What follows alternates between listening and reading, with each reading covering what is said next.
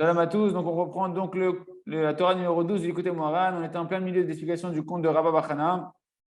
Donc, on avait vu ce démon qui courait sur le haut de la muraille avec le cavalier en bas qui courait sur un cheval, qui galopait avec le cheval. Et le démon, il allait plus vite que lui et il n'arrivait pas à le dépasser.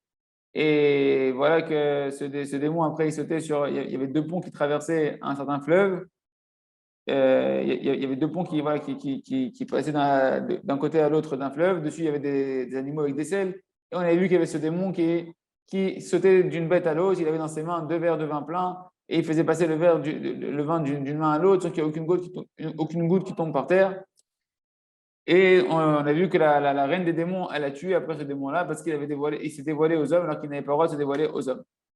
Donc maintenant, on continue dans le conte et on dit. Donc,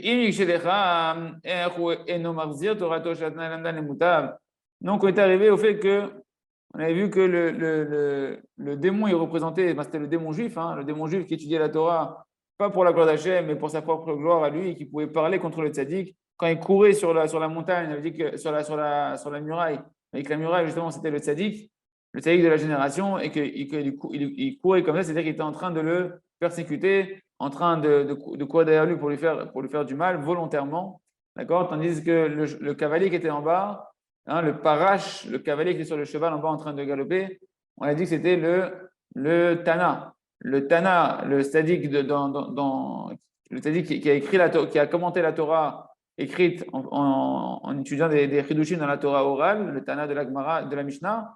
Et ben lui, il est considéré comme un cavalier. Ce cavalier, ça se dit en hébreu parache, comme un commentateur. Il commente la Torah, d'accord? Et quel rapport avec le cavalier? On avait dit pourquoi il est sur un cheval. Parce que justement, lorsque le tzaddik, il étudie la Torah, lorsque quelqu'un, le Talmid Chacham, il va étudier la Torah de la bonne manière, il ramène le cavalier sur son cheval, c'est-à-dire quoi? Il ramène l'âme, le cavalier, c'est l'âme du Tana, dans le corps du Tana, le cheval, c'est le corps, d'accord? Normalement, l'âme est censée diriger le cheval, c'est-à-dire le corps, les pulsions et le corps, etc. Donc, en fait, quand on étudie la Torah d'une bonne manière, par exemple, on est en train d'écouter Moran, Batachem, quand on étudie Betor Shuvah, Betor Emuna, et quand on est en train d'étudier la Neshama de Rabbeinu Akadosh, son nefesh il revient dans son corps et ses lèvres se mettent à remuer. Et à ce moment-là, on a ramené Kaviachol, le nefesh, donc le cavalier, dans son corps.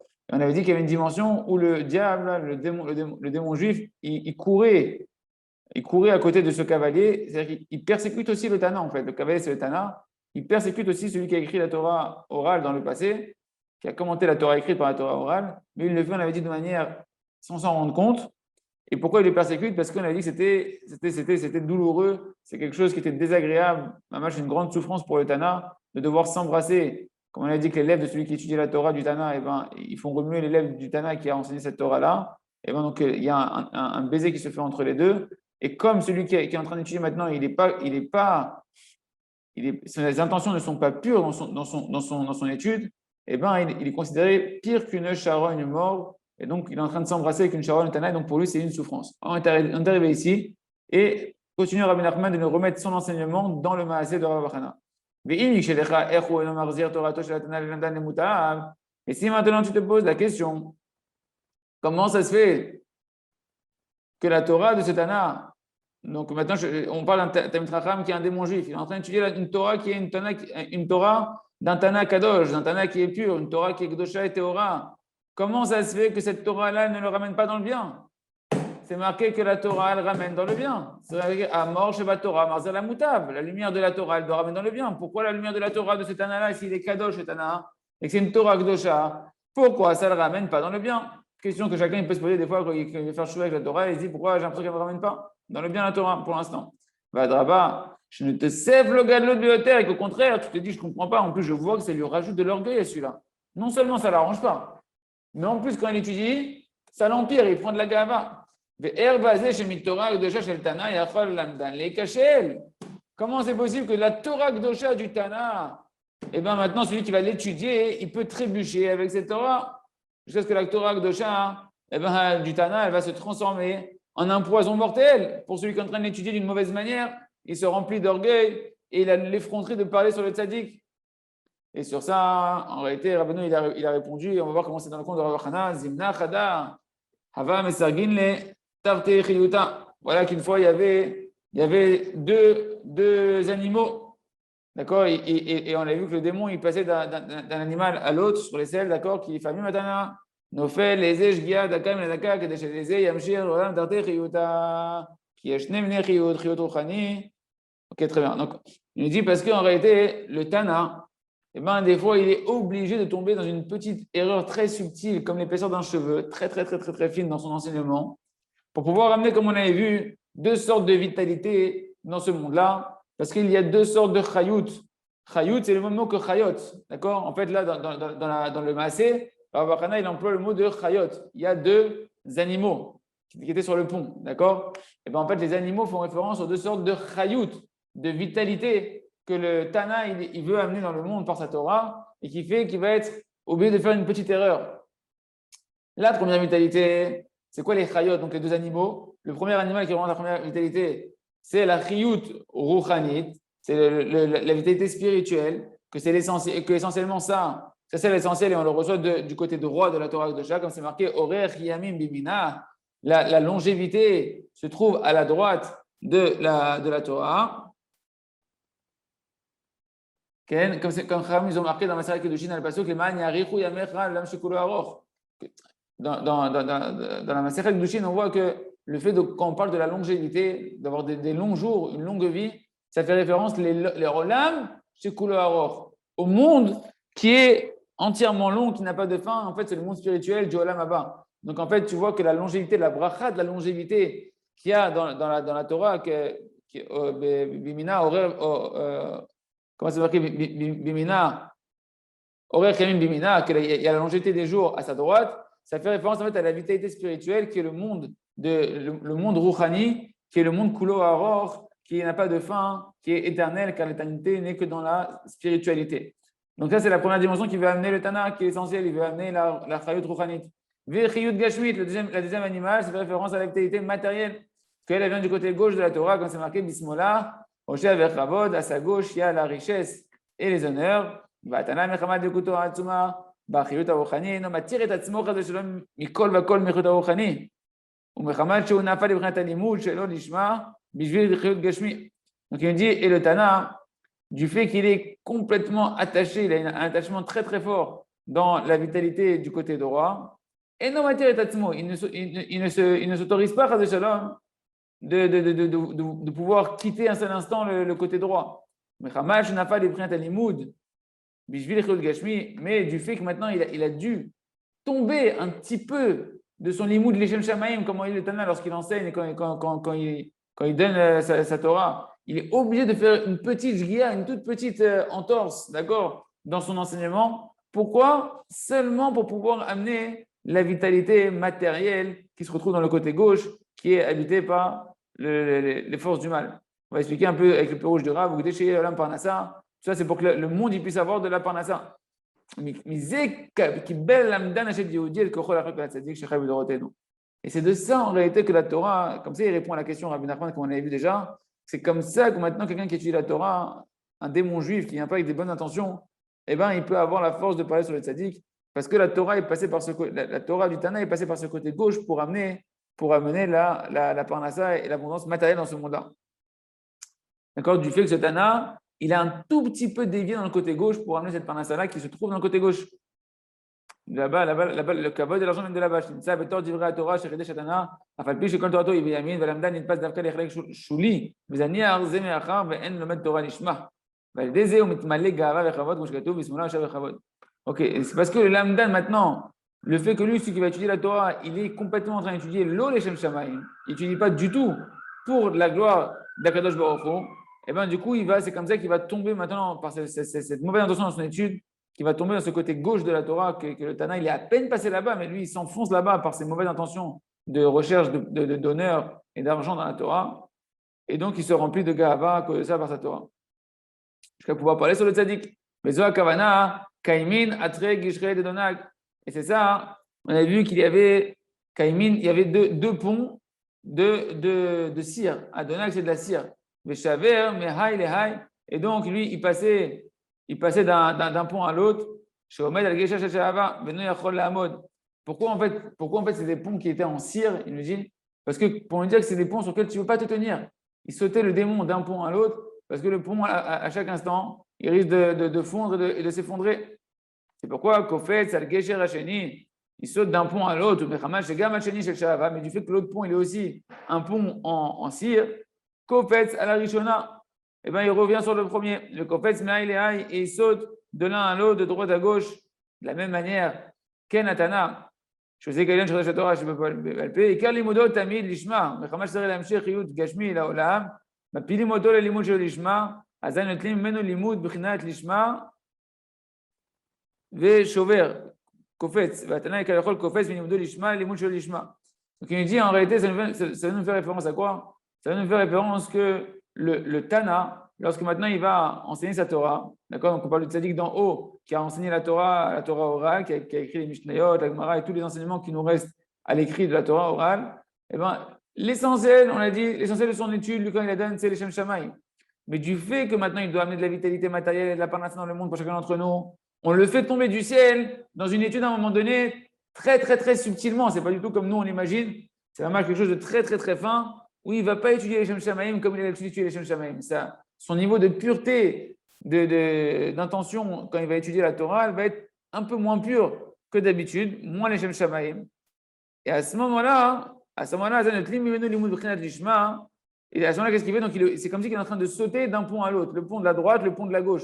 La droite de la Torah, la gauche de la Torah, et il va sauter, on va le faire tomber sur le pont de gauche de la Torah, là-bas où il étudie. Pour être là-bas, il est obligé, il y a tellement là-bas d'honneur et d'argent, mais dans le mauvais côté du sens du terme, que quand il va là-bas, pour rentrer là-bas, il est obligé d'avoir un petit peu cette défaillance très, très subtile, mais il ne reste pas là-bas. Tout de suite, tac, il ressaute sur le pont de droite parce que lui, il va là-bas juste pour faire ce travail-là, d'amener la parnassa et le shefa, mais tout de suite, il retourne dans son étude, l'ishma, les shem shamaim, d'accord? Les shover, mais l'ishma, les shurishma, et donc il saute comme ça, en fait, il saute de manière obligatoire, il est obligé de le faire, le Tana, de passer d'une étude l'ishma à une étude qui n'est pas l'ishma, une étude qui est pure et désintéressée, à une étude qui est intéressée à son niveau à lui de manière très subtile.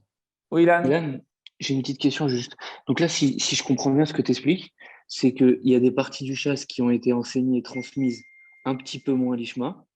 Et quand tu les étudies, tu es susceptible de tomber dans la Géhava et dans la marche locale sur le tzaddik. Exactement, c'est ce qu'il dit. C'est-à-dire que dans la Torah qu'on a écrit, il y a des parties dans la Torah orale que le Tana, quand il les a enseignées, à ce moment-là, on l'a fait tomber dans le ciel avec une petite guilla de kavod. Et des fois, on voit dans la Gemara, des fois, on voit des questions, on se dit, c'est marrant que sur un tel, il marque ça. Sur un tel, il marque ça. Tu vois, des fois c'est marqué clairement. Genre, moi, plusieurs fois, je me suis dit, tu ne peux pas dire sur Rabbi Meir, sur le truc, les histoires, et tu vois qu'à son niveau à lui, oui, il y avait un moment donné où il y a eu une petite subtilité que la Torah elle a grossi comme un microscope, comme énorme, une loupe, secret. comme une loupe, etc., pour qu'on puisse s'en rendre compte, tu vois.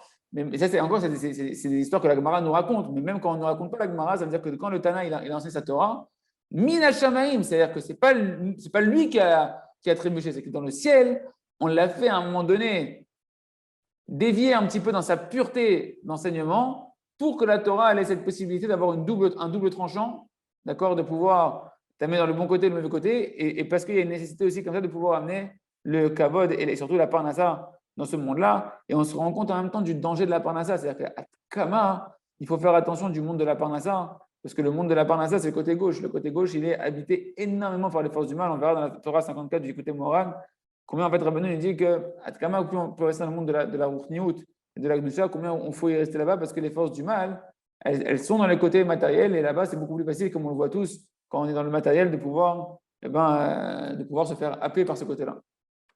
Ok. Donc, qu'est-ce qu'on disait en bas pour reprendre la ligne? Mechila, Sheshma, Umechamat, Gdushato, Prishuto, Shover le Kopes, Michel Ishma. Mais comme lui, il est tellement kadosh, il est tellement détaché des plaisirs de ce monde-là, le Tana, quand on le fait tomber dans le côté gauche, tout de suite, il ressort dans le côté droit. C'est-à-dire qu'il ne reste pas là-bas. Nous, quand on tombe là-bas, avant de se réveiller, ça peut prendre une journée, ça peut prendre 2 jours, ça peut prendre une bonne doute, ça peut prendre après, il faut prendre une grosse chute que Dieu nous en préserve. Il faut dire pourquoi je suis tombé là-dedans, etc. Et tout. Ah, c'est parce que j'ai eu de la gava, etc. Non, lui, c'est tout de suite. C'est-à-dire qu'on le fait tomber là-bas, il est tellement kadosh que tout de suite, il sent où est-ce qu'il est, etc. Et il ressaute directement, il se corrige tout de suite de retourner Donc c'est quelque chose de très très fin, c'est pas du tout comme on imagine de grossier, d'accord? Kizat Abechina Eslok Mo Gesher Shel Donad. Chez lui, cette dimension de tomber dans l'olishma, de l'étude qui est impure, c'est comme se trouver sur un pont de cirque, tu n'as pas le choix. C'est-à-dire que lui, dès qu'il se trouve dessus, il sent qu'il est en train, il va tomber dans le gouffre. Donc tout de suite, il saute. Immédiatement, il a le réflexe de sauter. On ne peut pas tenir sur un pont comme ça. Chauver, les torlishma, il ressaute donc sur le pont de droite. Donc tout de suite, il retourne dans le côté de Hashem Shamaim, d'étudier pour la gloire d'Hachem. Mais pas pour lui, pour le bienfait du monde, il est obligé de retourner après du côté gauche, de ressauter dans le côté gauche pour amener la parnassa dans ce monde-là. Chez Weslo, Arshal, comme Gesher Shel Dona, que c'est comme pour lui, de nouveau comme un pont en cire. Donc il saute sans cesse d'un pont à l'autre. Ce n'est pas une fois, c'est plusieurs fois. Quand on étudie, on est sans cesse nous-mêmes happés par des passages de notre étude où le Tana il a dû passer à droite, à gauche dans des combats à l'intérieur de lui, dans ses intentions de pourquoi il étudie. Et ça réveille chez nous également cette dimension qu'on pouvait se poser la question d'où ça vient dans la Torah, de Uposhaim, Ikashelubam, que les fauteurs, ceux qui sont remplis de Gahava et qui ne travaillent pas leur Gahava, eh ben, ils vont trébucher par la Torah. Et donc, ce n'est pas à cause du Tana, parce que le Tana, même ce qu'il fait, il le fait les Shem Shamaim, il le fait. C'est-à-dire que quand lui, il passe dans une dimension qui n'est pas les Shem Shamaim, dans une dimension d'étude de la Torah ou d'enseignement de la Torah qui n'est pas pour la gloire d'Hachem, il le fait les Shem Shamaim quelque part. Il le fait ça pour la gloire d'Akadosh Baruch Hu, parce que c'est nécessaire pour le Ham Israël et pour le monde de recevoir de la Parnassa, donc il le fait avec une bonne intention quelque part. Mais ça donne la possibilité à celui qui veut approcher la Torah en voulant rester un cochon qui met un anneau en or dans ses narines, comme a dit la Mishnah,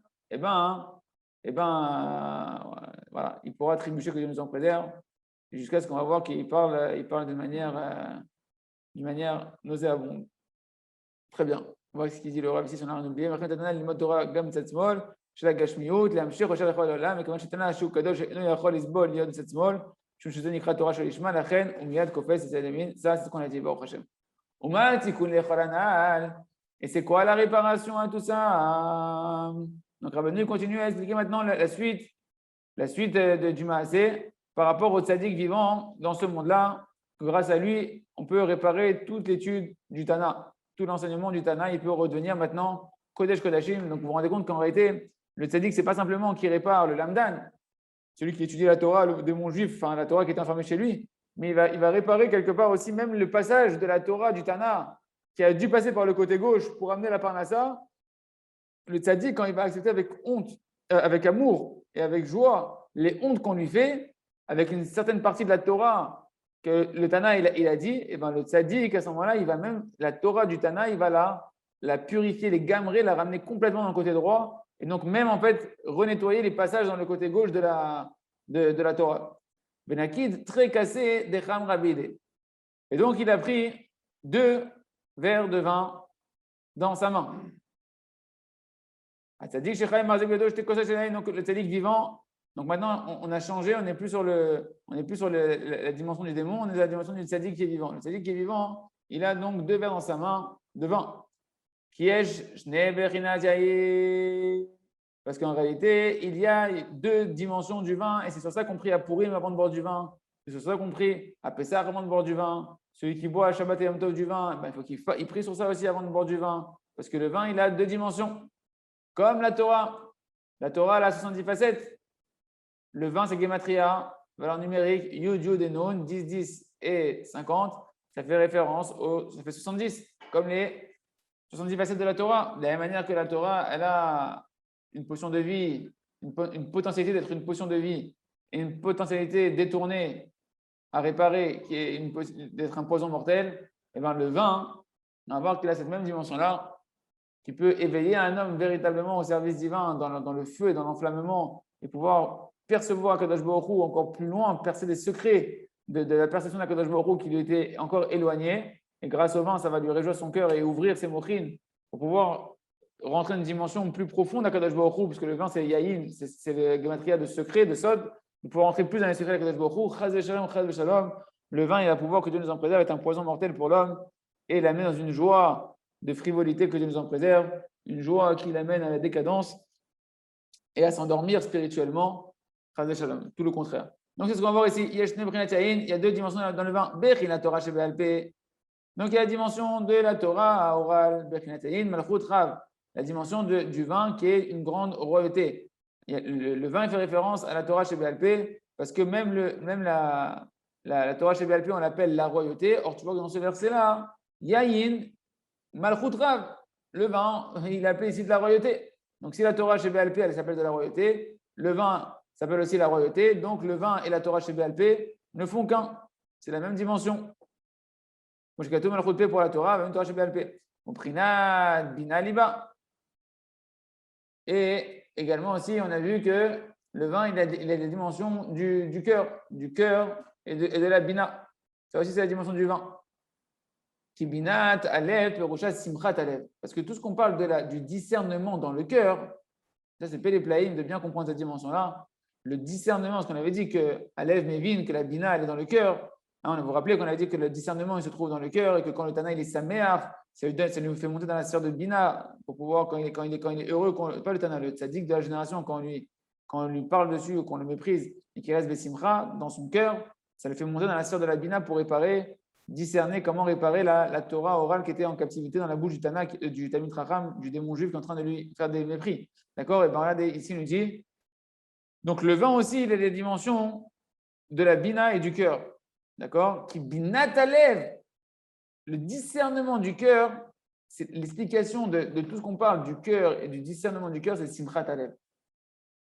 C'est la joie du cœur. C'est la joie du cœur.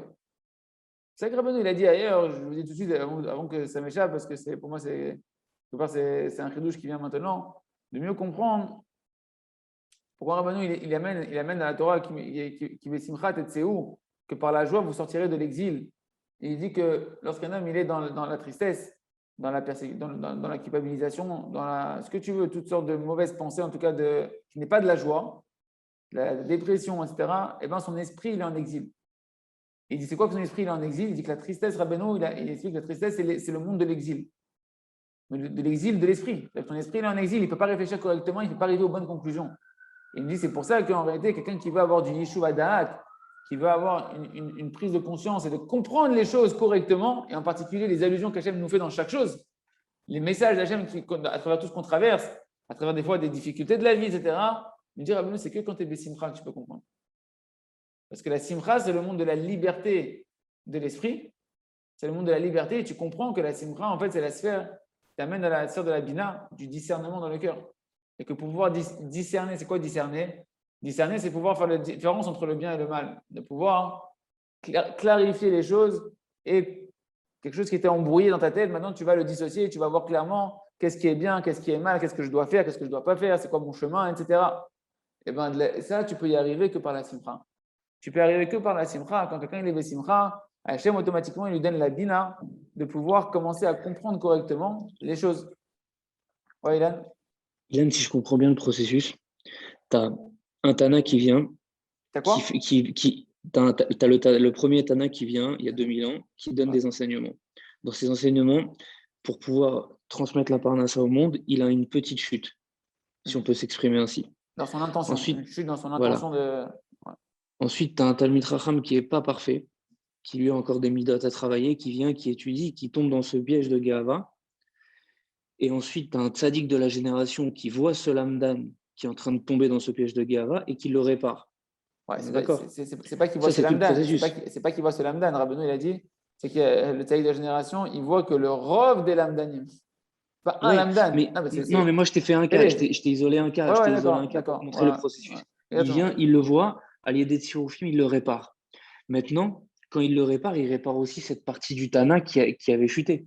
Exactement, la partie de la Torah, la Torah qui était en galout dans la bouche de ce. On peut dire que c'est ça l'explication de Mitor Shelo Lishma, Balishma. C'est-à-dire que tu as ce Lamdan qui est venu étudier le Lishma.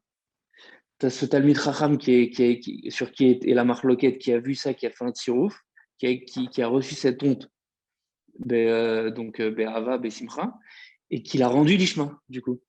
Il a fait. On peut expliquer comme ça tous les liens de Mitor Shelo Lishma, Balishma. Que tu vois qu'au début, le Tana, à sa source, il avait une étude qui n'était pas l'Ishma. À un moment donné, il a dû tomber dans une étude qui n'est pas l'Ishma. Mais Mitor chez le Lishma, bah quand même Lishma. On arrivera finalement à ramener tout dans le Lishma grâce à tout ce processus que le Talmid Chacham il va étudier d'une mauvaise manière, le Lishma, et que le Tzadik qui est vivant, lui, eh ben, il va devenir dans la dimension les Shem Shamaim, les Gamri, puisqu'il accepte les hontes qu'on lui fait avec la Torah. Et donc, c'est comme ça, la Torah même du Tana, il la ramène complètement l'Ishma. Il a fait mode. Et donc, juste pour finir sur cette dimension-là de Simchat Alev et Bina Liba, c'est que je vais vous dire, c'est pour ça que vous allez comprendre que dans le jardin de la foi, quand le Rav il explique les étapes de la Emouna, qui disent que Kach Hashem Roté, comme ça Hashem il veut, après Kol et Tova d'être Besimcha, et seulement après, qu'est-ce qu'Hashem il veut de moi? C'est parce que tu ne peux pas comprendre et discerner ce qu'Hashem il veut de toi tant que tu n'es pas Besimcha. Alors, pour être Besimcha, il faut d'abord accepter que Kach Hashem Roté. Comme ça vient d'Akadosh Baruch Hu, Hashem lui-même, c'est mon père, Azakol et Tova. Donc c'est pour mon bien, ici c'est pour mon bien, alors je vais commencer à travailler ma Simcha. Et quand je suis Besimcha, et c'est seulement quand je suis Besimcha que mon cœur il va avoir la capacité de discerner les bonnes conclusions qui vont être constructives et qui se rapprochent de la vraie volonté d'Akadosh Baruch Hu qu'il attend de moi dans l'événement que je suis en train de traverser. C'est une parenthèse qui n'a rien à voir avec cette Torah-là, mais en fait ça s'est bien éclairé ici. Donc j'ai fait le bureau avec vous. Comment je suis Katouv, Veyahin, Yesamach Levav. Donc tu vois que on a vu d'un côté que le cœur, la dimension du discernement, elle se trouve dans la joie. Or, c'est marqué que le vin, il réjouit le cœur. Donc, le vin et le cœur sont liés. Le cœur, il est lié à la bina. Donc, le vin, il est lié à la bina. Chez Gam ou Prinatien. Donc, tu vois que donc, Nimsa, que la bina, le discernement, elle est aussi la dimension du vin. Le vin, il est censé t'amener. Vous voyez comment c'est pelé, comment c'est encore une fois des forces qui sont à l'extrême opposé. La Torah est censée t'amener de connaître Hachem, de t'amener quelque chose d'extraordinaire, une potion de vie. Elle peut être en même temps le contraire opposé, un poison mortel. Et bien, le vin, c'est pareil. Le vin, il est censé t'amener un moment du discernement. Une discernement, une clarté d'esprit, un yeshuva da'at, de pouvoir bien comprendre les choses, discerner ce qui est bien, ce qui est mal, etc.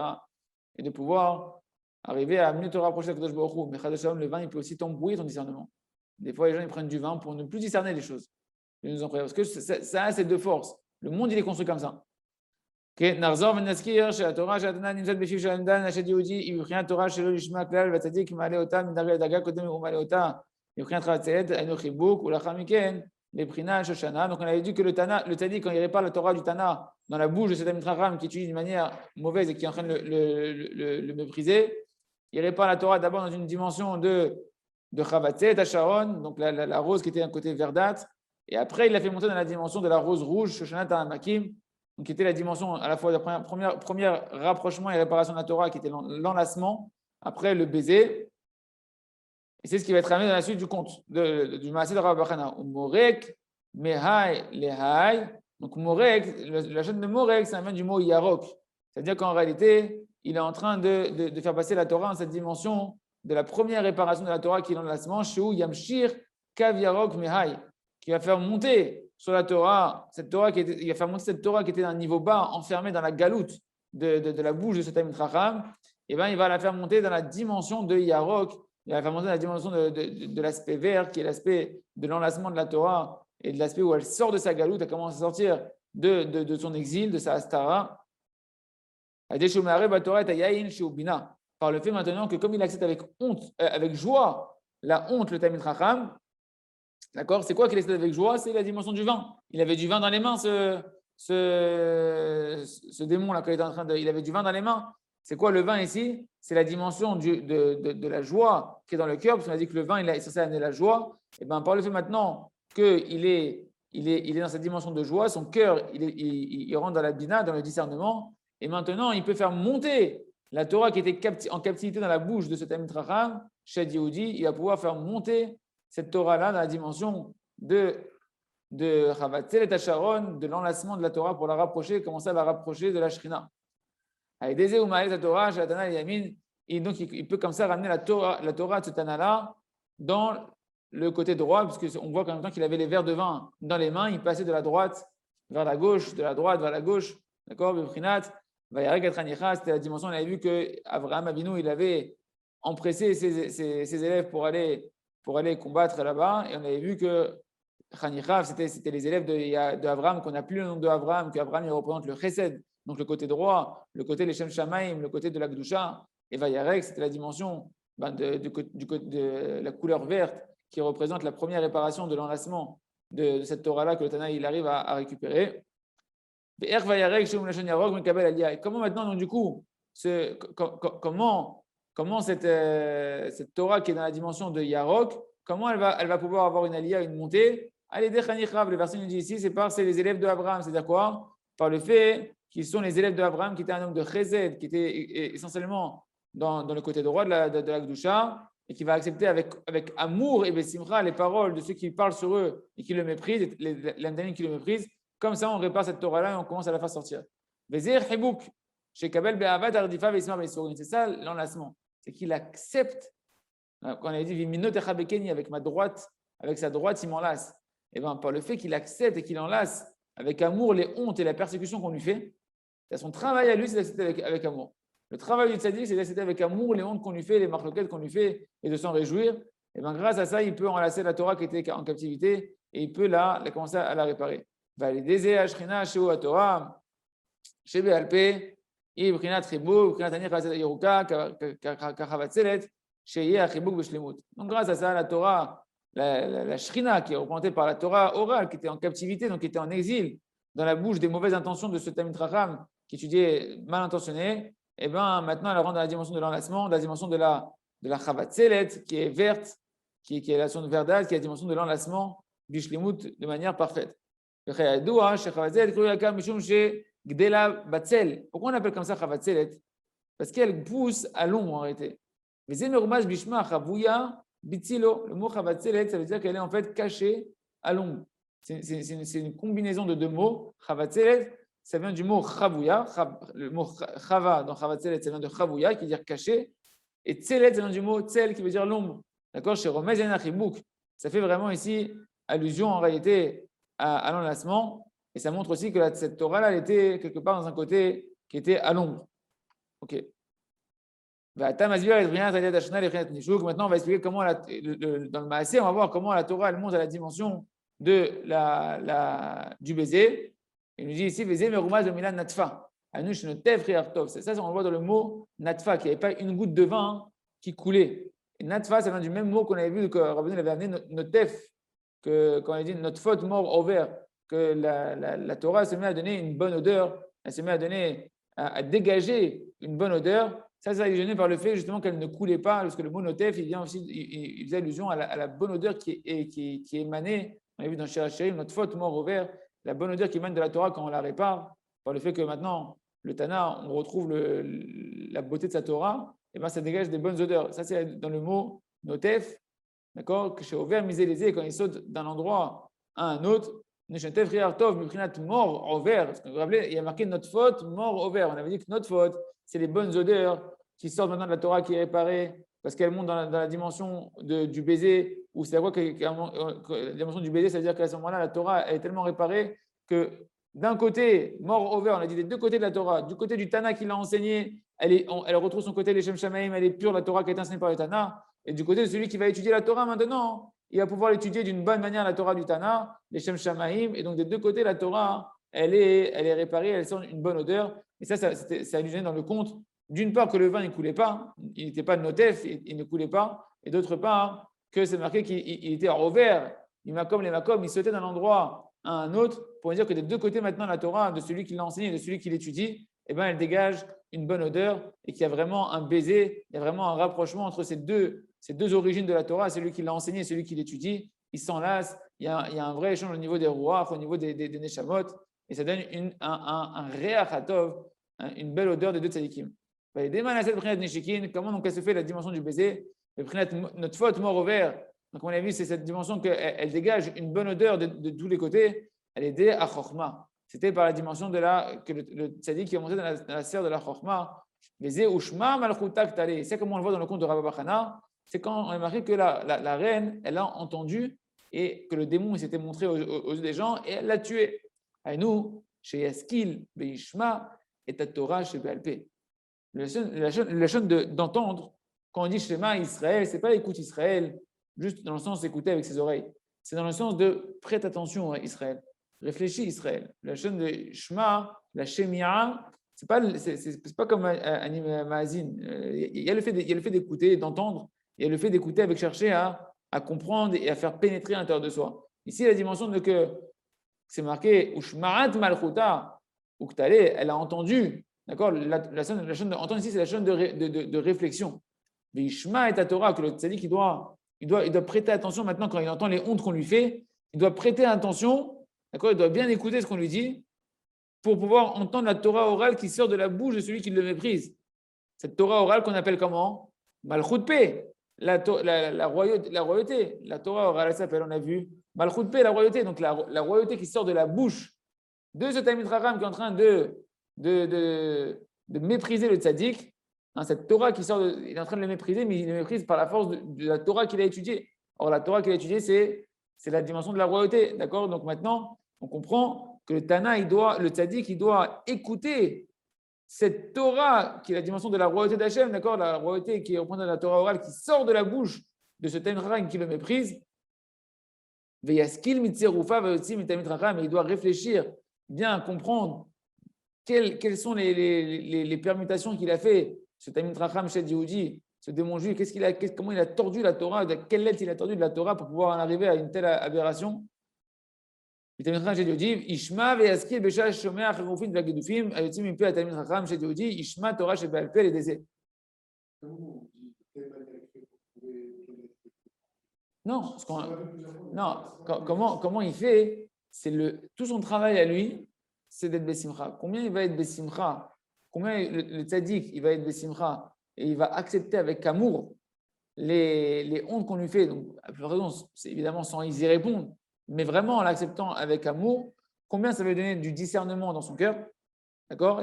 La Simcha va l'amener du discernement dans son cœur jusqu'à pouvoir l'amener après à une dimension d'une chorma où il va pouvoir carrément capter les tirofim de la. On va lui donner la compréhension. La chorma, c'est Achonel Dam Da'at, c'est celui qui donne la chorma, Mitecha, chorma, Bina, Vadat, c'est Akadosh Baruch Hu qui donne la chorma, Bina, Vadat. Mais de quoi ça va dépendre ça? C'est son travail, c'est d'accepter ça.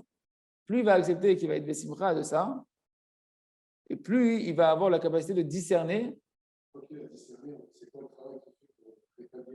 C'est qu'une fois qu'il a vu les paroles, par exemple, et là, tu prends le mot, on avait vu le mot empêchement, Menia, c'est un mot, c'est les mêmes lettres que Ni'ima.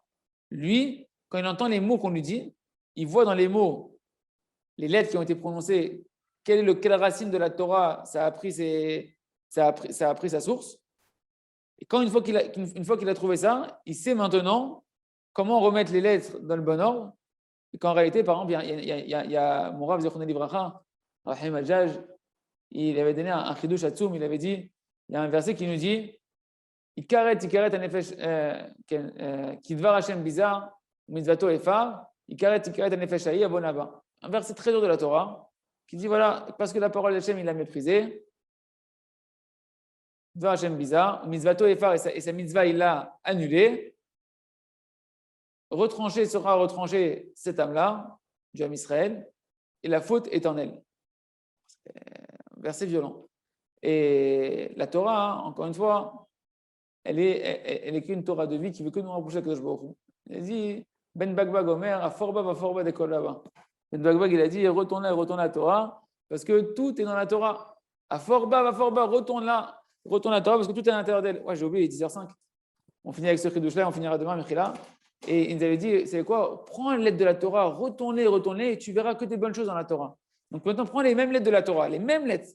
Et regarde comment, en changeant les lettres, tu peux donner un sens complètement différent. Et c'est ce que le Tana il fait, c'est ce que le Tzaddik il fait quand il entend la Torah orale déformée, avec un mauvais sens, une mauvaise compréhension, avec les mêmes lettres. Regarde la magie, comment c'est extraordinaire. Kidvar Hashem Biza, la parole d'Hachem, il a méprisé, tourne les mauvaises lettres. Biza, ça devient Zahav. Maintenant, la parole d'Hachem, pour lui, c'est de l'or. Mitzvato Efar, et sa mitzvah, il l'avait annulée. Mitzvato péré, maintenant il la fructifie, il l'a fait multiplier. Ikaret, retranché, ça devient Ikater, couronné, elle sera couronnée. Avonaba, le péché il est en elle, ça devient, les mêmes lettres de Avona, ça devient Anava. L'humilité elle est en lui. Bikitour, c'est un exemple comme un autre, de dire comment le Talmid Chacham, le tzaddik, quand il l'entend et qu'il reste Bessimcha, ça lui donne la possibilité de pouvoir, que Hachem il lui ouvre les yeux, Galena, il va lui donner une flamme Torah Terra, ouvre-moi les yeux, je vois des merveilles dans ta Torah. Il rentre dans la Torah, dans les paroles avec une émouna shlema, il rentre dans les paroles qu'il est en train d'entendre, et avec la joie qu'il a, Hachem lui donne de comprendre quelle lettre il a utilisée de la Torah, qu'est-ce qu'il a compris tordu, et de les remettre dans le bon ordre, dans la manière que ce soit vraiment un tsinor que les lettres elles redeviennent un canal d'abondance, mais d'abondance pure, complètement nettoyée. B'ezrat Hashem. Bon, on reprendra demain parce qu'il faut absolument qu'on continue le Seder, Chazak, ve Nitrazek.